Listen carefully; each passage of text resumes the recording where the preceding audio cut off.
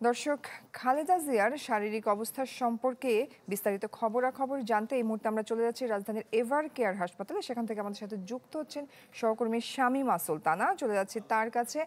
শামীমা, বেগম জিয়ার আজকের শারীরিক অবস্থা কেমন জানাবেন একটু?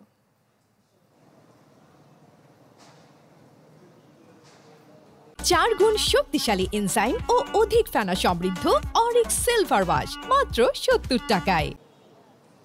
জয়ী, আপনি জানেন যে এখানে প্রতিদিনই কিন্তু চিকিৎসকরা জানান যে যারা তার টেক কেয়ার করছেন, দেখাশোনা করছেন, তারা কিন্তু প্রতিদিনই জানান এবং সন্ধ্যার দিকে সাধারণত জানান। যেমন গতকালকে কিন্তু সন্ধ্যায় ডাক্তার জাহিদ যান, যিনি আসলে অনেক দিন ধরেই খালেদা জিয়ার চিকিৎসক হিসেবে কাজ করছেন, তিনি গতকালকেও বলেছেন যে যাতে কোনো ধরনের গুজব না ছড়ানো হয় সেই অনুরোধ তিনি আগের মতো গতকালকেও করেছেন এবং বলেছেন যে এখনো পর্যন্ত তিনি নিবিড় পর্যবেক্ষণে আছেন এবং যারা চিকিৎসক আছেন তারা সর্বোচ্চ চেষ্টা করছেন তার জন্য এবং তিনি এখনো পর্যন্ত চিকিৎসা নিচ্ছেন, সেটি কিন্তু তিনি গতকালকেও নিশ্চিত করেছেন এবং অযথা উদ্বিগ্ন হয়ে যাতে কেউ গুজব না ছড়ায় সেই অনুরোধ কিন্তু করেছেন।